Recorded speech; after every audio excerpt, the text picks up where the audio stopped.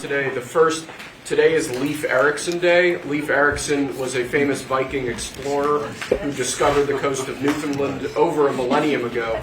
This is a hugely important holiday, particularly to Scandinavian Americans who celebrate his legacy as a great explorer, as a devout Christian, and really just a fascinating individual in the history of our continent. Sweden and various other countries.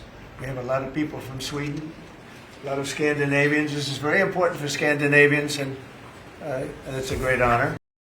Another one that's, I think, very non-controversial, frankly, but some people would say it's controversial. Go ahead. This is like Explorer Day for you, sir. Today we have your Columbus Day proclamation for Monday, which we're signing a bit early. Christopher Columbus obviously discovered the New World in 1492. He was a great Italian explorer. He sailed his 3 ships, the Nina, the Pinta, and the Santa Maria, across the Atlantic Ocean and landed in what's today the Caribbean. But this is a particularly important holiday for Italian Americans who celebrate the legacy of Christopher Columbus and the innovation and explorer zeal that he represented. In other words, we're calling it Columbus Day. Yes.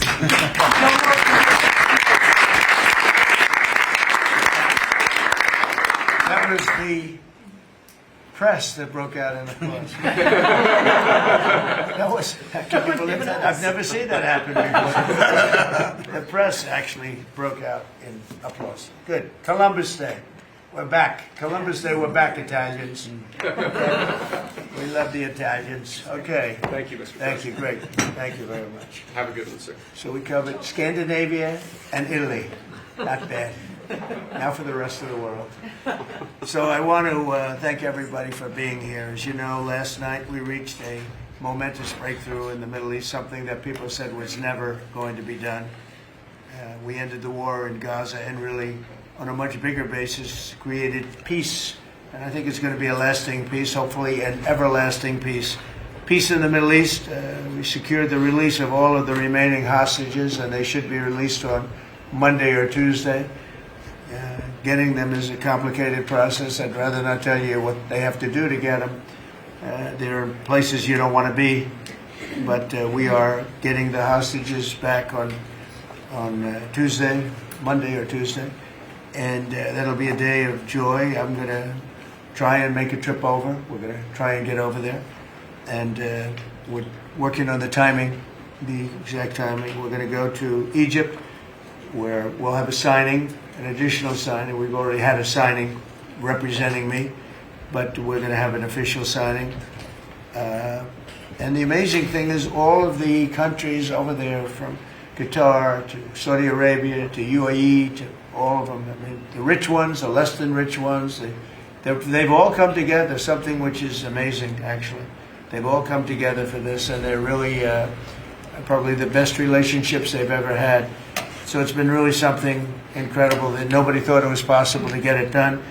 And very importantly, the hostages are coming back. As you know, they consider them hostages. They talk about them as hostages, but there are approximately 28 dead people, mostly young, mostly men, but and boys. I mean, boys.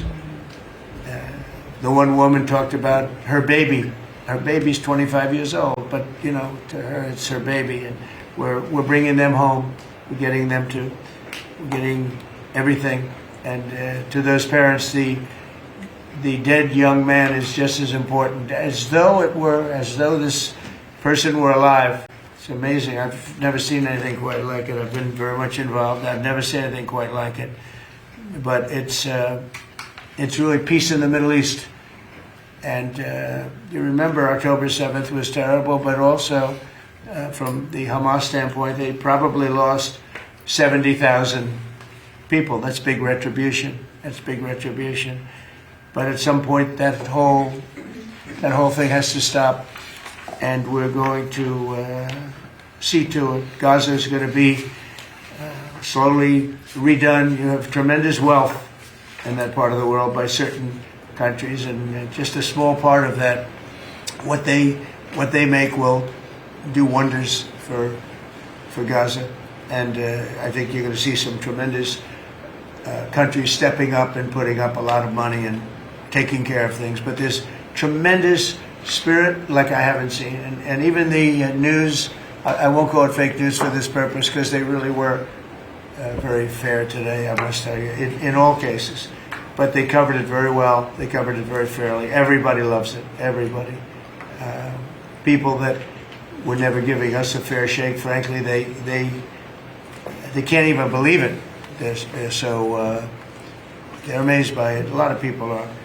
But it was just everything came together. I think the attack was very important on Iran because let's say that didn't happen, they'd probably by now have a nuclear weapon, numerous nuclear weapons, and therefore even if we signed a deal, there'd be a big dark cloud over it, and it wouldn't be the same thing. So Iran's different, but Iran is on peace now. They've informed us, and they've acknowledged that they're totally in favor of this deal. They think it's a great thing. So we appreciate that, and we'll work with Iran. As you know, we have major sanctions on Iran and lots of other things. We would like to see them be able to rebuild their country too, but they can't have a nuclear weapon. So I want to express my tremendous gratitude to the leaders of Qatar, Egypt, and Turkey for helping us reach this incredible day and for being there. They were there with us all the way. And of course, as you know, Saudi Arabia and Jordan and so many. I will tell you, President Erdogan was personally involved in dealing with Hamas and some of the others. He's been great. They've all been really amazing. Indonesia's been amazing. Indonesia's been fantastic. The whole world has come together for this. People that didn't get along, people that didn't like each other, neighboring countries that frankly didn't like each other, but now it's just this moment in time. So we look forward to welcoming the hostages like you can't believe home to their families, and that'll take place early next week. We hope Monday or Tuesday. And all Americans should be proud of the role that our country has played in bringing this terrible conflict to an end. And I want to thank, some of the people, JD, you were fantastic, and Pete, you were great. Marco was fantastic. Some of you were very much involved. I'm looking around. So indirectly, I think almost everybody in this room was involved. Susie, I want to thank you very much. You were incredible. You've done an incredible job. So, and yes, John, what you've done was invaluable. CIA, John Ratcliffe, and he's done an incredible job. So I want to thank you all, and if I'm missing anybody, I apologize, but you've been amazing. And then you have Steve Witkoff, who worked so hard. And you remember we settled 7, this is number 8, we settled 7 wars or major conflicts, but wars. And this is number 8. And the one that I thought would be maybe the quickest of all would be Russia-Ukraine, and I think that's going to happen too. But in the meantime, they're losing about 7,000 people a week, and that seems pretty bad. They're losing mostly soldiers, young soldiers, and they're getting killed. And while it doesn't affect us in a lot of ways, we've got a big ocean in between, you don't want to see that happen. It was a big mistake. That war should have never happened. It would have never happened if I were president. So we're here this morning for a cabinet meeting as my administration continues to deliver for the American people, despite the radical left lunatics that shut down our government. You have Democrats that they have no leadership. We don't even know who to deal with over there. At least they know who to deal with. We have no idea who we're dealing with over there. It's like they have no idea what they're doing. Republicans have voted repeatedly to pass a clean, nonpartisan bill to reopen government at the same funding levels. We're not going to do anything only good for health care. We're really, I think, become the party of good health care. And they keep using health care as a cudgel. They want to try and get everyone thinking about health care. We're the ones that are saving health care. In fact, one of the things we're doing is we're going to be reducing the cost 100%, 200, 300, 500%, and even more than that, because as you know, we're in the process of favored nations right now. We've exercised that clause because we were subsidizing the entire world. The entire world pays a fraction of what the United States has been paying. And we've numerous Pfizer and other companies have already signed, and Other countries are a bigger problem because they've been getting a subsidized rate. We've been paying for years. This has gone on for 30 years. We've been reducing the rate of drugs for other countries because we've been paying much more than we're supposed to. And they used all sorts of ideas like research and development. I said, what about Germany? What about these other countries? Aren't they paying? No, we have to pay research and development. It was all nonsense, and I couldn't listen to it anymore. So it's a very radical, big, tough shift. Very tough. We got a lot of things going up there. But, you know, and you probably heard me say this in my first term, I think it was my third year, we reduced drugs from the beginning of the year to the end of the year. And I was so proud of it.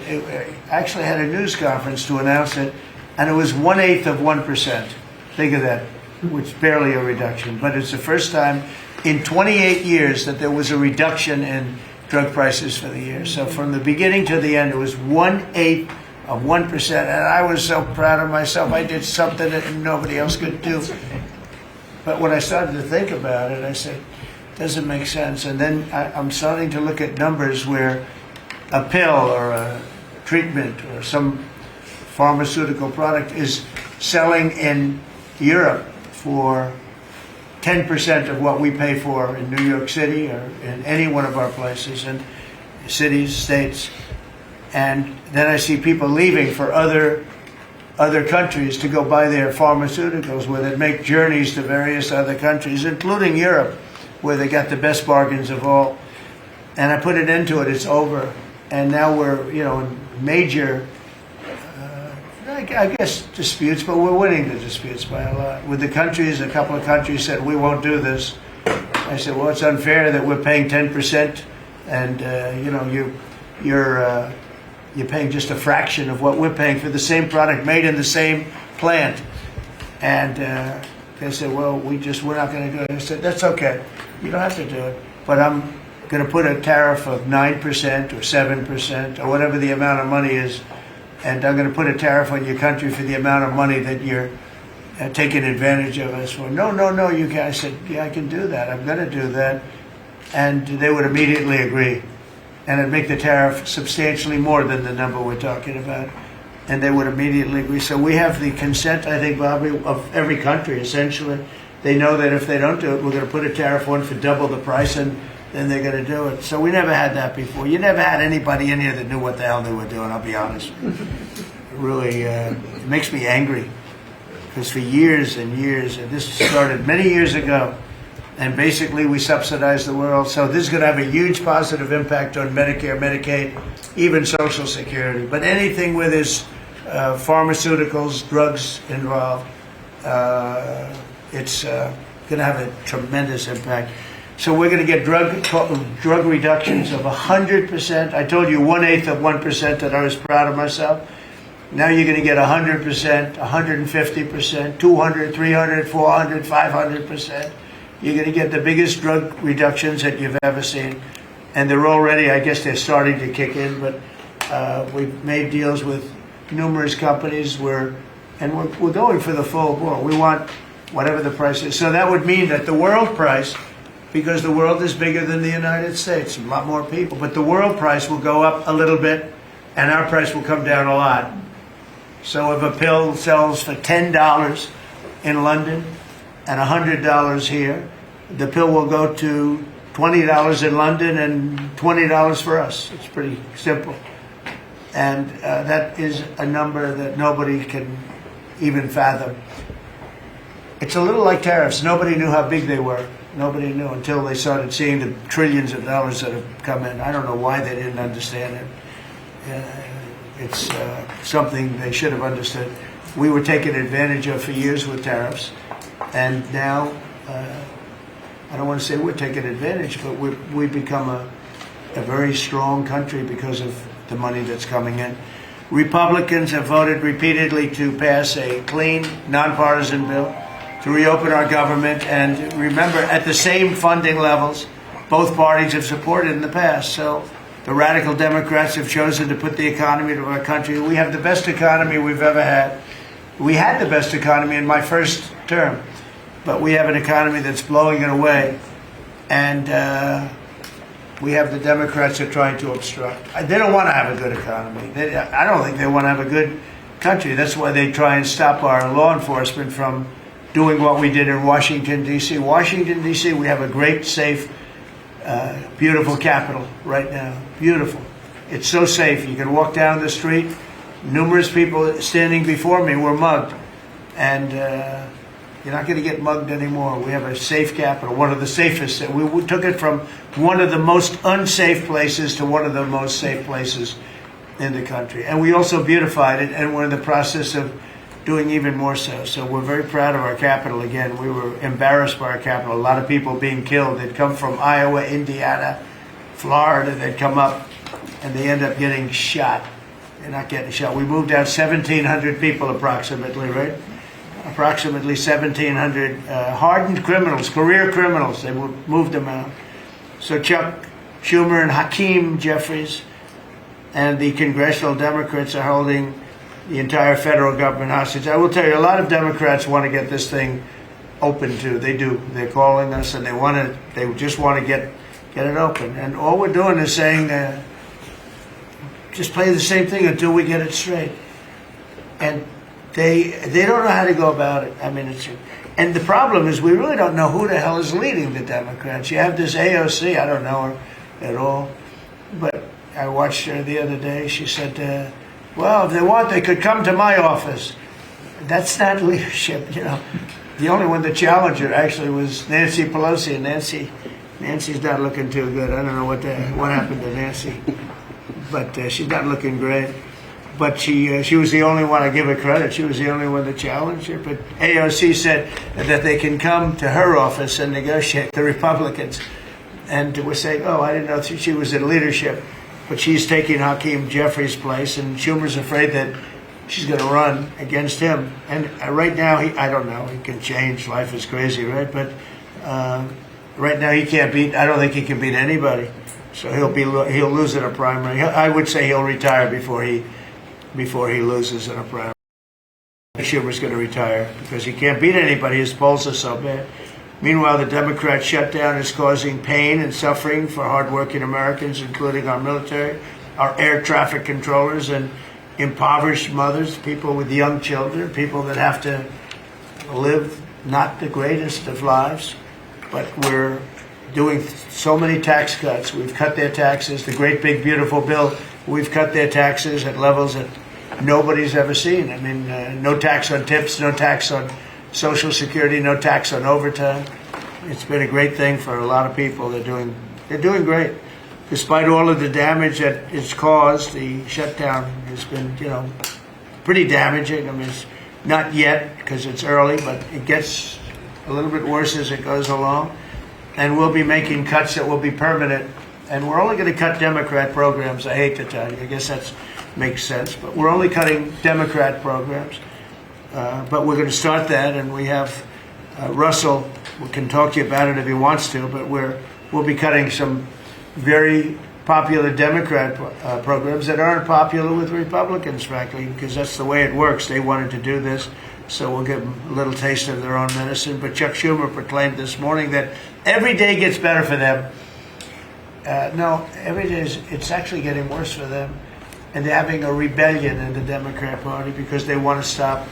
And if you saw all of Schumer's, I watched last night like 10 different times over the years, he said, you can't shut down government, you can't shut down. And now he's the one that shut it down.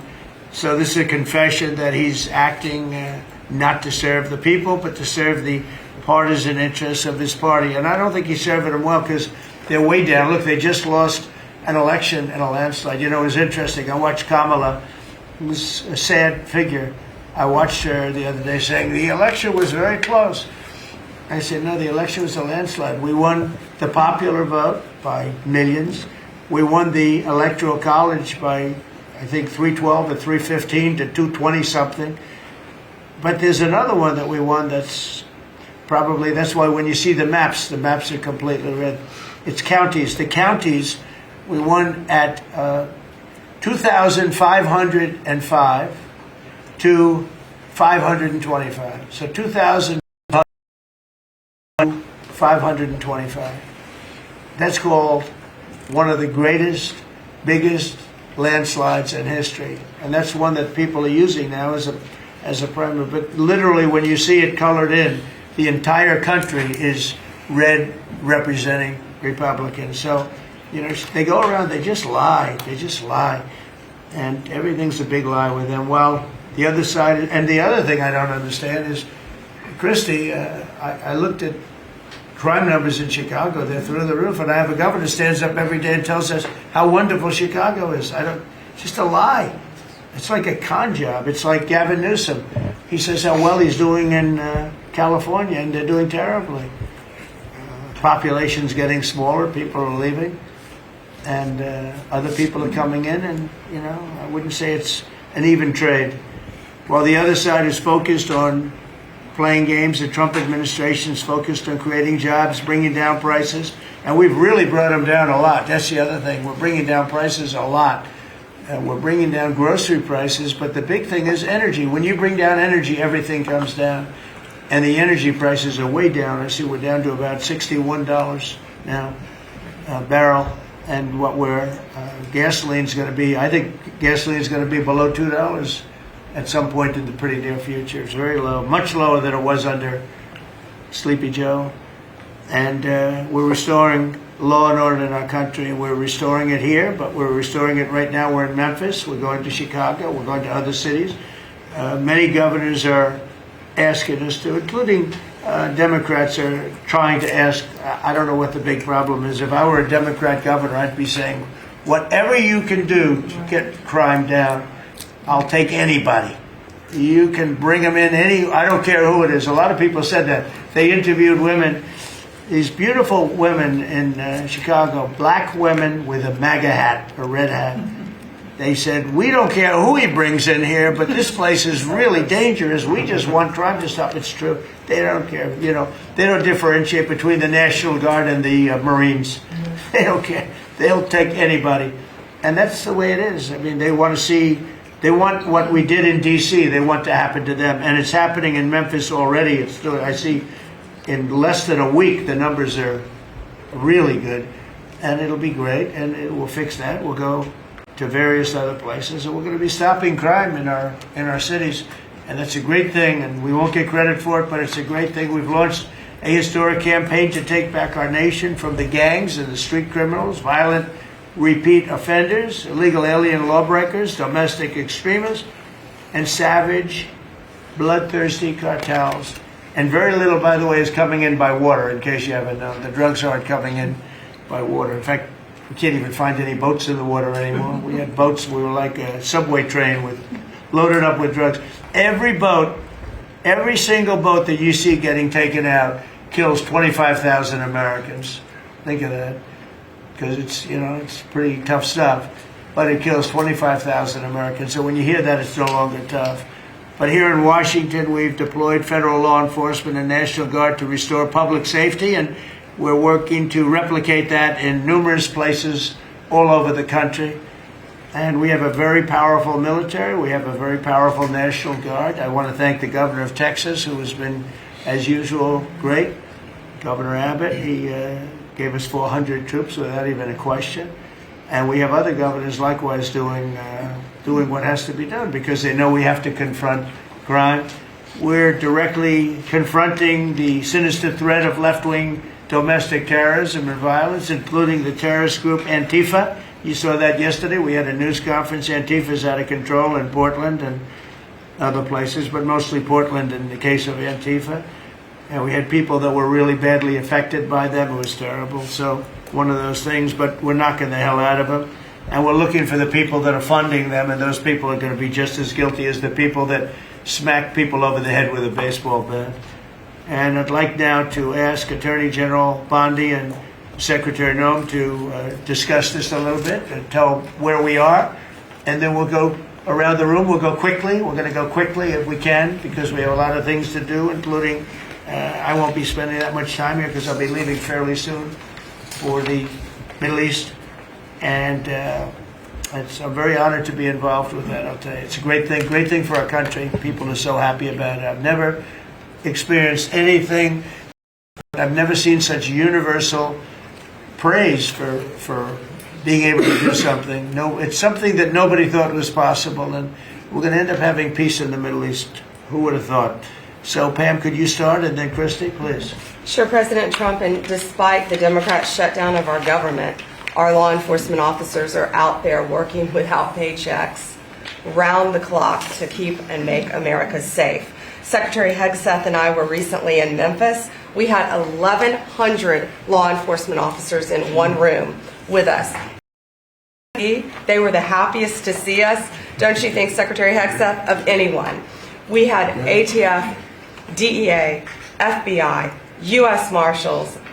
I'm not sure if our park police were there. We had Treasury, Secretary Bessent, and of course we had Secretary Noem's Homeland Security, all working together with the Guard. They were so happy to have us there. We've been making arrests left and right. So far, we made 562 arrests and seized 144 illegal guns just in the short time we've been in Memphis. And many of these people are career criminals. And when you take them out of a place, your crime rate just goes down. These people commit crimes every single day. They're sick. And we're taking them out. In some cases, we're bringing them back to their countries where Biden allowed, with the stupid open borders that we had in our country, to come in. But they're being brought back to other places, or they're being put in jail, but they're career criminals. President Trump, last night alone, we made 91 arrests, 19 firearms off the streets, and one was a warrant for a homicide, and 4 sex offenders who had active warrants. One was a sex offender on a child. Everything we did in Memphis was worth it, in my opinion, for that one arrest. Think about that. We got a child rapist off the streets, but yet we've made 562 arrests and still going strong in Memphis. Just what we did in D.C. But it's because it's all of us. It's a team working for you to make America safe, all together, round the clock. Thank you very much. Thank you, Pam. Thank You're you, doing a great President job. Trump. And it's amazing that we're not getting cooperation from Democrats. It's like, it's a new issue. You know, we have all the old issues of the wall and the border and all of the things, men playing in women's sports they still want that, transgender for everybody. All these issues are so crazy, but we have a new one. It's called crime. And they allow crime. They want crime. It doesn't make sense. I think it's as ridiculous as the other things that we talk about all the time. But I've added it onto our list, a 5-letter word called crime. We stop it, and they actually incite it. It's crazy. You would think they'd want them. You'd think they'd want Christy and Pam and other people. If we needed the military, Pete will be there. We've got a massive military. We have the best numbers we've ever had for recruitment. We have a lot of people now. We have people that can't get into them. In a great economy, they want to be soldiers again. A year ago, they didn't want to even think about it. Same thing as with police and firemen, everything. They want to join. They're proud of our country again. Christy, go ahead, please.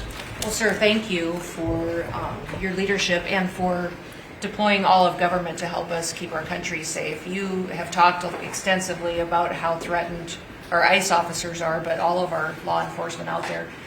And we saw the shooting in Dallas at that facility, so we're hardening all of our buildings and making sure that we have more security measures, snipers on the roof, people to protect our law enforcement while they're out there on the streets. But what I'm also doing, sir, is, and with your authority, is we're purchasing more buildings in Chicago to operate out of. We're going to not back off. In fact, we're doubling down, and we're going to be in more parts of Chicago in response to the people there. And then I was there a few days ago and looked at some facilities that we can deploy more law enforcement out of, because what they're trying to do with these riots and violence is distract us and keep us from going after those murderers and rapists that are out in the streets. And then I was in Portland, went out and back on Tuesday, and met with the governor, met with the mayor, met with the chief of police and the superintendent of the highway patrol. They are all lying and disingenuous and dishonest people, because as soon as you leave the room, then they make the exact opposite response. So we're looking at new facilities to purchase. They're in Portland too, and we're going to double down. And I told them if they didn't meet our demands for safety and security on the streets and work with us, then we were going to bring in more federal law enforcement. So I want to thank Pete and the Department of War for all their help. They've been fantastic, but while we fight litigation and work with Pam on that, we're going to send more of our resources and men and women out there to keep everybody safe. So no worries. What we see in D.C. and what we see in Memphis for benefits for people in the safety and security, we'll see that in Chicago and Portland. And the numbers in Memphis, it's only a week, but the numbers have Right. been amazing, I understand. That's exactly right. The They've crime been numbers are way down. fantastic, and it shows what a partnership can be between local law enforcement and the federal government. And if we have to do it the hard way in Portland and Chicago, we will. But the people demand And the President safety. Trump, my lawyers are in court right now as we speak for you, arguing in Chicago and Portland to keep them safe, to bring in the Guard. The government doesn't want it there, but we do. We're going to keep their citizens safe, thanks to The you. people want it. I don't understand the politics of it. I don't understand why a Pritzker is trying to protect people that are They're more really scared. bad. They're more scared of the anarchists that are on the street and the politics of it, of doing the right thing. I think they're afraid. Yeah, I yeah, think they're they're scared. threatened. They don't tell us, but I think Pritzker's threatened by people. There's no other reason that this could be possible, that they don't want to have a safe Chicago. And we can solve the problem very quickly. And we're doing that anyway, regardless of if he doesn't want it or if he does want it, we're doing it anyway. So make sure. I asked the mayor that himself. He said that Portland was perfectly safe, a beautiful city, no problems. And I said, well, why did you clear the streets for me today then and build out a 4-block radius to make sure and these people on the street screaming death to ICE. There's graffiti that says Molotovs melt ice. We have the guillotines. We're going to use them. Portland's almost different. It's like anarchists. It is. It really You know, is. it's really different than a lot It's of the awful. others. This is a sick situation, but those are anarchists. Those are people that want to overthrow government. They're really degenerates. And we're finding out who is supplying powerful signs and everything Well, else. Scott's been fantastic. His team finding the financial networks is great. That's what Okay, gives Scott. everybody. Scott will do that. That's easy for Scott. We got a great team, sir. Oh, that's good. How about we go to Marco? You can talk a little bit about what's going on, and Well, go ahead. yeah, Mr. President. I don't know if one day perhaps the entire story will be told about the events of yesterday, but suffice it to say, it's not an exaggeration that none of it would have been possible without the President of the United States being involved.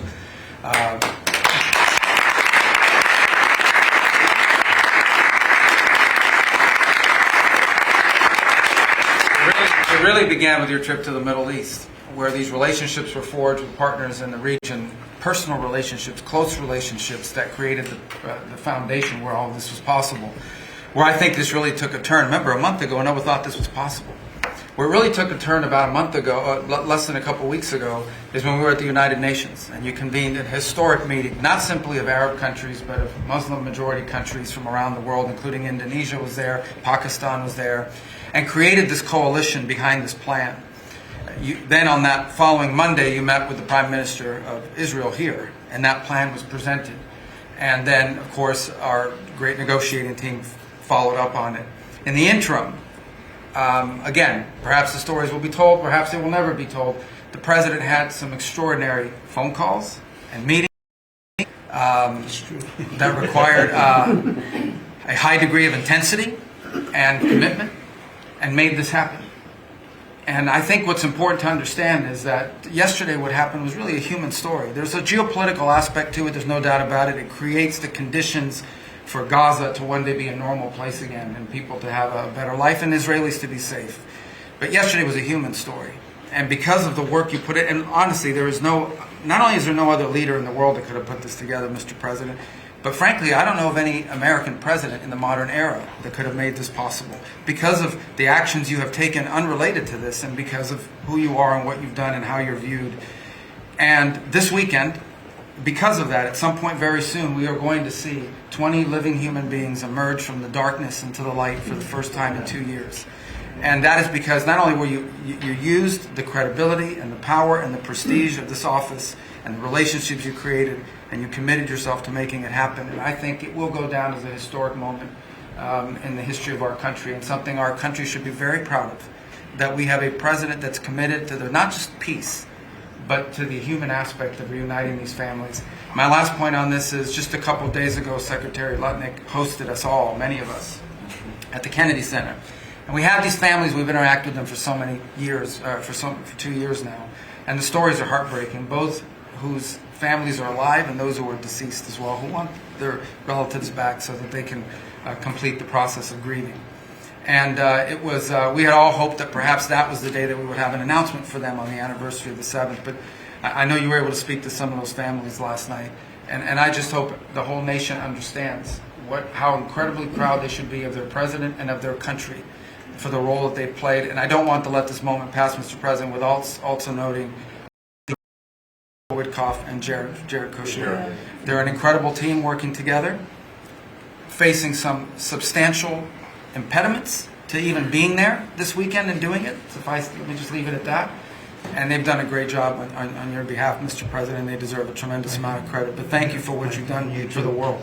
For the world. Thank you very much, Walter. I appreciate it.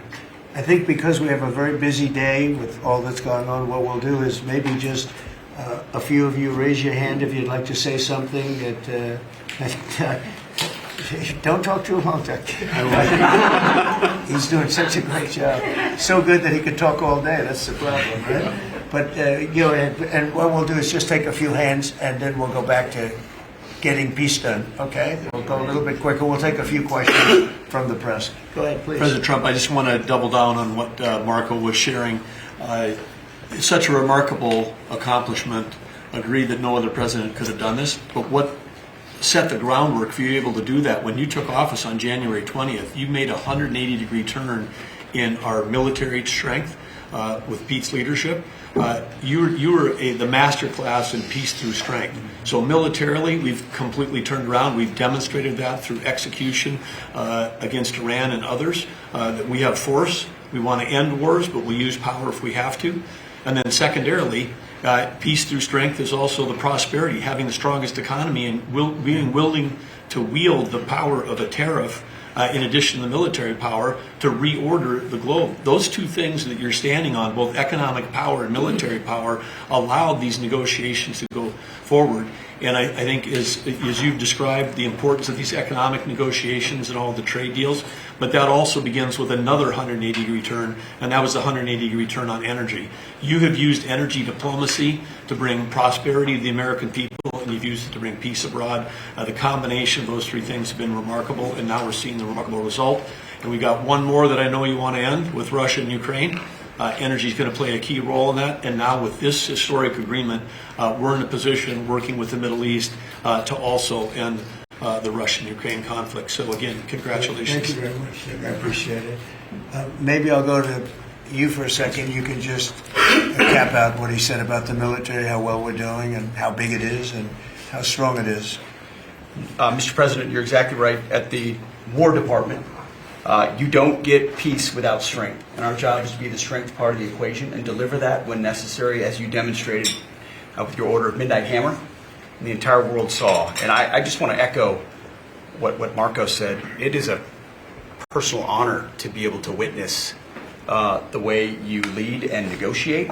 I wish people had a full understanding of what that looks like, that historic nature. A lot of us, the Vice President, Tulsi, Lee, Doug, probably after decades of war and the chaos that was unleashed through reckless and foolish American policies, never thought this kind of peace would be possible. Yet, with your strength, with your ability to wield trade negotiations, personal relationships, to open up that opportunity is truly historic on the world stage. And it creates a whole number of other cascading effects. And watching Marco and the Vice President and Steve and Jared, the CIA director, everybody come together to make it happen.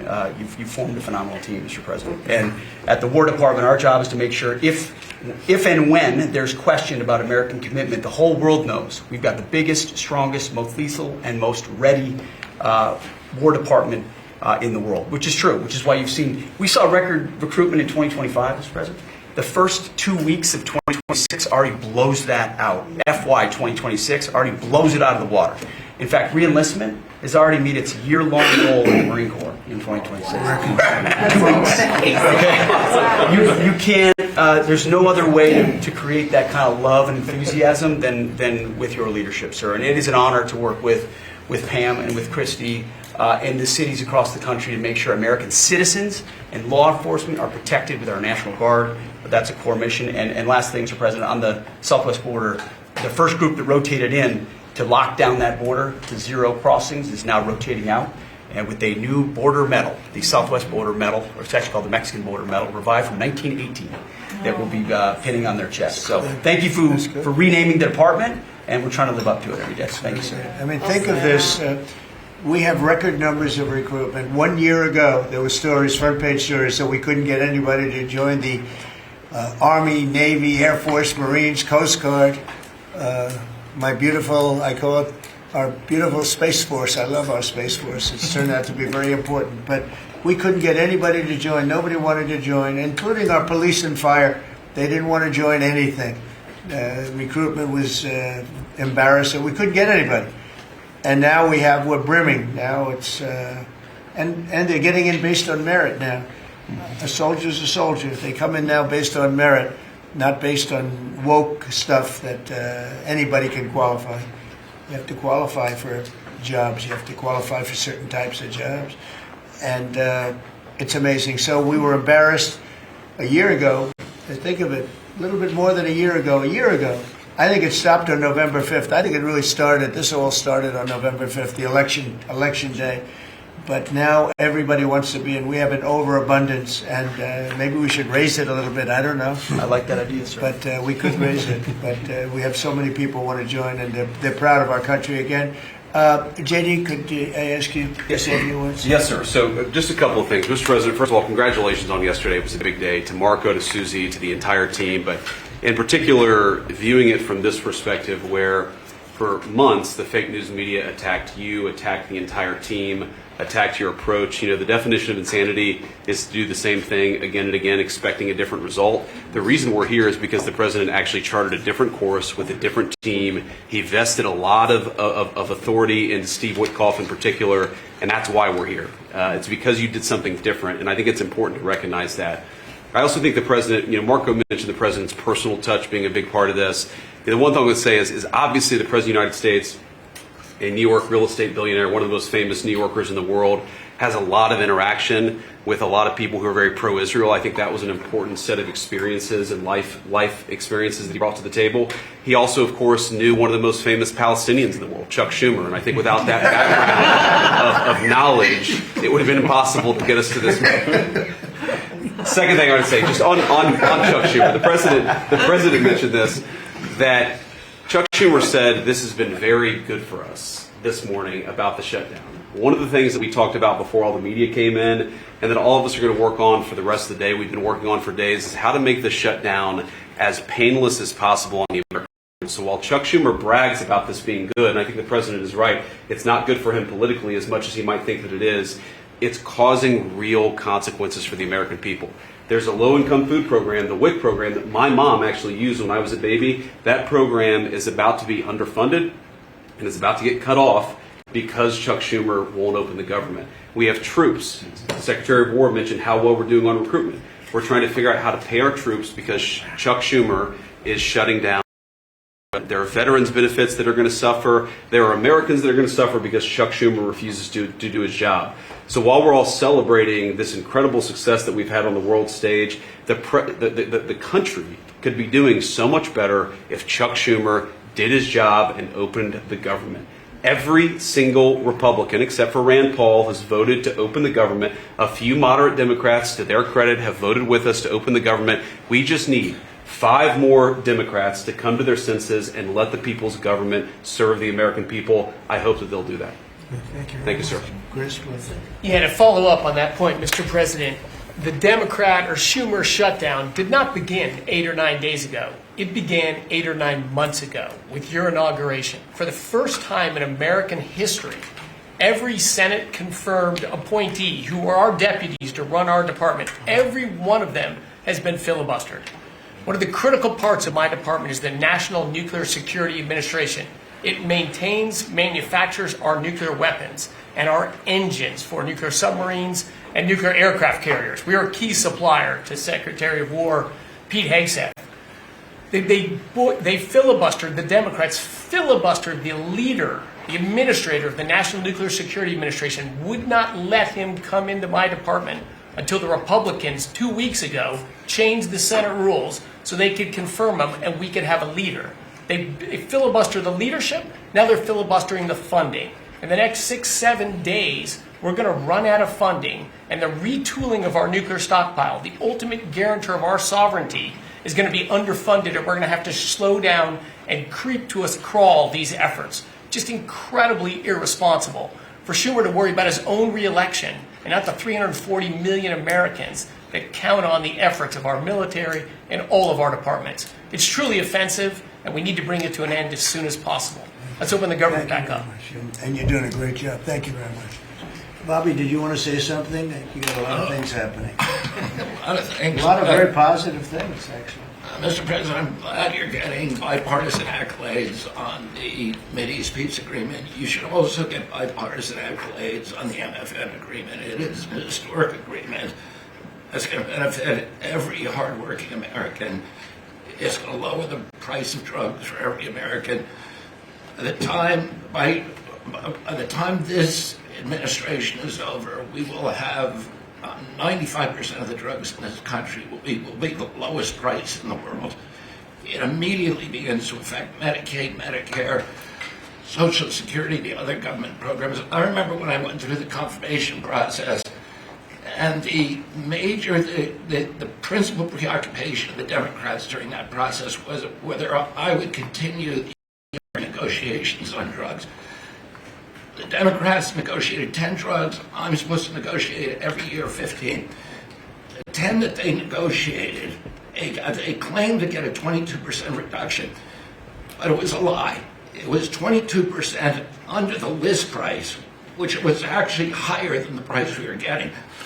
Medicaid, Medicare ended up paying more for those drugs than they were paying beforehand. They only got a benefit on one drug. One was tied. 8 of them were low. So they should be applauding what we're doing now. We're doing something that every administration, Democrat and Republican, has been saying that it was going to do for decades, and you got it done because you understood the power of the tariffs. That we had leverage over these companies. And you did it in a way which you asked us to do, to negotiate in a way that was not going to stifle innovation, that was going to make those companies could bring their production home, and they are doing that. And it was a profound success. It will affect every American for 100 years. And you should be getting bipartisan accolades on that. I'll say one other thing about Tylenol, only because of this. This morning before I came in here, somebody showed me a TikTok video of a pregnant woman at 8 months pregnant. She is an associate professor at the Columbia Medical School. And she is saying F Trump and gobbling Tylenol with her baby in her placenta.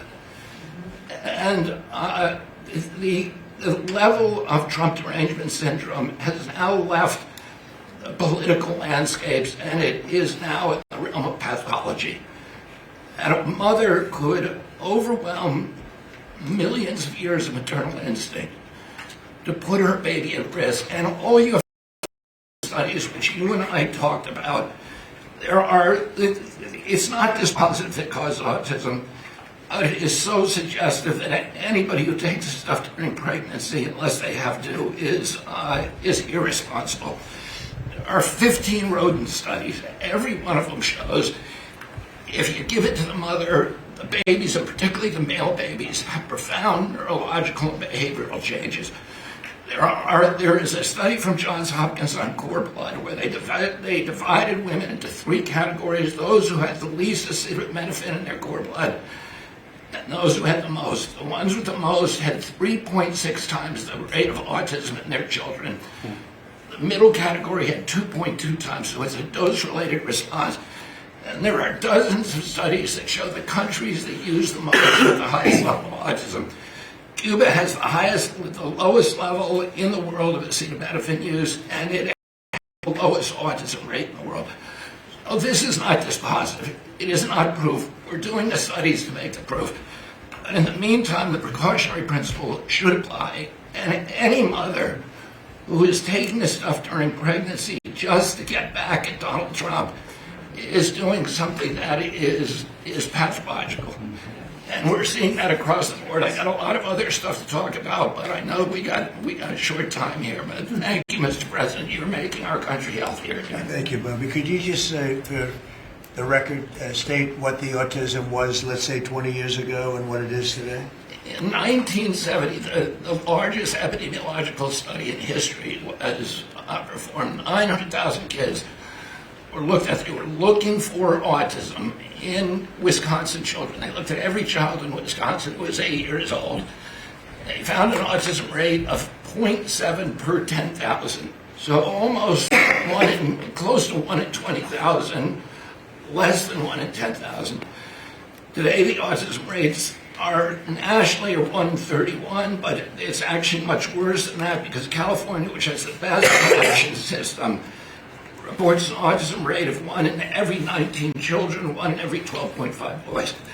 This is a national security issue. There is nothing more important, and I'm grateful to you, Mr. President, because you know the flack that you take for talking about this issue.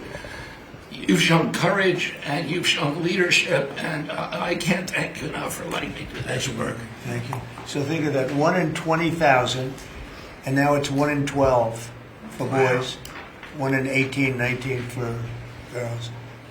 So obviously there's something that's artificially, I think, induced, something, whether it's the vaccines in terms of these massive vaccines that are twice the size of a jar like that, of a glass of water like that, I mean, into a baby's body. And I've suggested get them in doses, get them in, maybe 20%, 30%, but smaller, not such a big. I think, that. Then we had certain recommendations, the MMR, take them separately. The measles is already separate now, and it works out much better, but there doesn't seem to be any impact if you take it separately. If you take it as a combination, it's not so great. And some other things, but I would say don't take Tylenol if you're pregnant, and when the baby is born, don't give it Tylenol. You can avoid it at all, just don't give it Tylenol. I'll say this. Really, also, what do you have to lose? You really don't have much to lose. Yeah, go ahead. There's also there's many other confirmation studies. There's 2 studies that show children who are circumcised early have double the rate of autism. And it's highly likely because they're given Tylenol. So, none of this is just positive, but all of it is stuff that we should be paying attention to. But, there's a tremendous amount of proof or evidence, I would say, as a non-doctor, but I've studied this a long time ago. I met Bobby in my office 20 years ago. We were talking about the same thing 20 years ago. And I was a real estate developer. It bothered me that it seemed to be getting worse, but it's so bad now when you hear these numbers. It's not even really sustainable. I don't know how people do it, but there is some very strong evidence on Tylenol. In fact, at one point, I guess the company gave a warning. They still don't recommend it during pregnancy. That's the weird thing. They're not recommending it, and that's the company itself. So just don't take it. Don't take it. If you're a woman, don't take it, and don't give it to the baby when the baby's born, and I think that's going to have an impact. But I'd also get the shots in smaller doses. There are a few things, we gave a few things that just seem to be, and I think you'd get that number way back up. Think of it. You have 1 in 20,000, and now it's not even believable when you think that 20,000 drops to 12 children. So that's induced by something that's given or taken, and it should be able to be stopped. And you were talking about the Pennsylvania Dutch, you were talking about the Amish, where they don't take any of this stuff, and they have virtually none, right? They have no autism. So we're doing something very bad. Somebody's been given some bad things. Other countries, by the way, we have 82 vaccines that we give simultaneously. And I'm a vaccine believer, by the way. I believe in the polio vaccine. I believe in a lot of vaccines. But when you give 82 vaccines in a shot to a little baby that hasn't even formed yet, It's a lot of vaccines.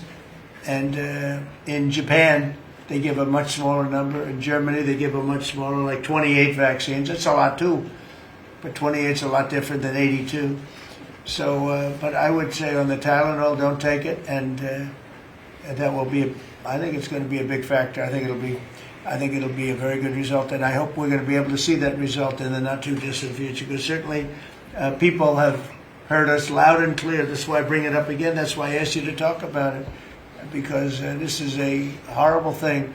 And if you don't take it, I mean, you have to tough it through sometimes. There are other things you can do, but you have to tough it out. It's easy for me to say. But I think you're going to see numbers that will, so it'll be so significantly improved and maybe fully improved. I mean, there's something there. There's something going on, and we have to address it. And so I'm addressing it the best I can as a non-doctor, but I'm a man of common sense. Okay, any other questions? I'd like to comment on the Yeah, workforce. please. Mr. President, a lot of people are calling to give you the Nobel Peace Prize after this peace deal that you managed to achieve in the Middle East. First of all, your opinion on that, and I was wondering about your trip to the Middle East, if you can tell us if you're considering to speak at the Knesset, at the Israeli parliament. Well, they asked me to speak at the Knesset, and I've agreed to. If they would like me to, I will do it. It's the first time a president has ever done that, so that makes it very interesting, right? Yeah. But yeah, so I will do it if they want me to. They have asked me to do that. Thank you. Families of hostages are out in the streets in Israel dancing and crying tears They're of all joy. dancing in the streets right now. They're dancing in the streets. They're so happy. Everybody's happy. They're dancing in the streets of Arab countries, Muslim countries. I've never seen anything like it. Everybody is happy. It's been really amazing. Thank you. President Trump, on the international peacekeeping force that's going to deploy to Gaza soon, do you expect that Pakistan, Turkey, other countries to contribute forces? Has that become firmed up?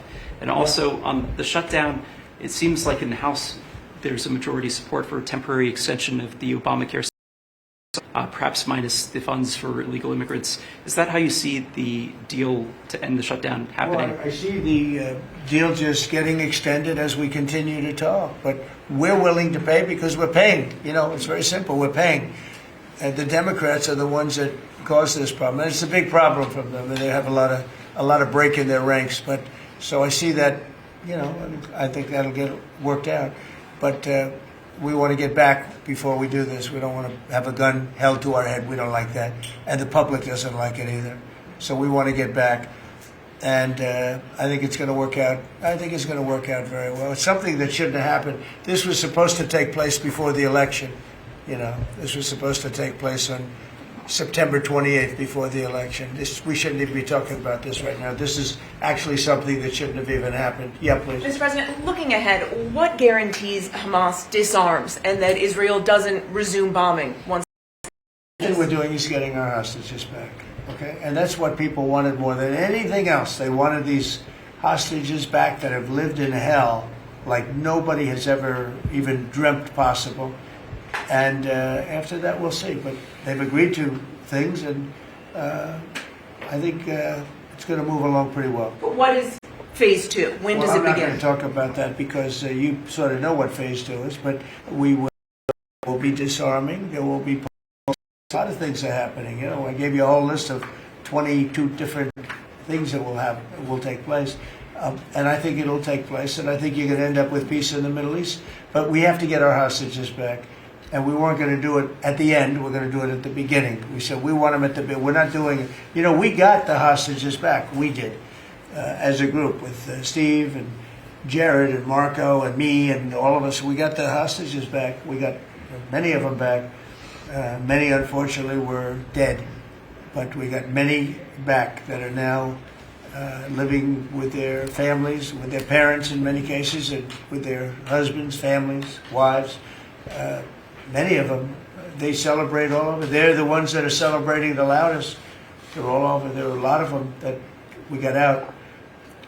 But the last 20, and I always said the last ones are going to be the most difficult. But it's been a very big deal getting the hostages out. But the rest is going to take place too. And can you promise Palestinians they will be able to stay? Well, they know exactly what we're doing. We're going to create something where people can live. You can't live right now in Gaza. The place is it's a horrible situation. Nobody's ever seen anything like it. So yeah, we're going to create better conditions for people. Yeah, please. Mr. President, excuse me, what kind of security guarantees is the United States going to make for Gaza? Well, we're going to work with very wealthy countries that love people, frankly. I know them very well. They love people, but they love Arab people, and they love Muslims, and they love, I think right now they love everybody, and they're immensely wealthy, and they're going to be involved in putting up money, and for them it's a small amount of money. For somebody else it's a large amount of money, but these are the wealthiest countries in the world, and they'll be very much involved in making it as good as possible. And what's your take now on a two-state solution, sir? Just to follow up on that. What is your view now on a two-state solution for the... I don't have a view. I'm going to go with what they agree to. Mr. President, given that there are some tough provisions for Israel in this agreement, are you at all concerned that Bibi Netanyahu may not continue in his post? He may be deposed. That Bibi may go a little bit out of whack. That he may no longer be prime minister when this is over. Look, that's politics. It could be. I don't know. I think he's very popular right now. He's much more popular today than he was 5 days ago. I can tell you. Right now, maybe people shouldn't run against him. 5 days ago, it might not have been a bad idea. No, Bibi's become. This has been a very good thing. I don't think he did it for that reason. Okay, but I think just looking as an analyst would look at this, I think Bibi should be very popular right now. Yeah, please. What will happen if Hamas says that it cannot locate or was not able to find all of the deceased hostages' bodies within the time frame? Well, we'll have to see. I think that's going to be, it's largely been answered. We know where most of them are.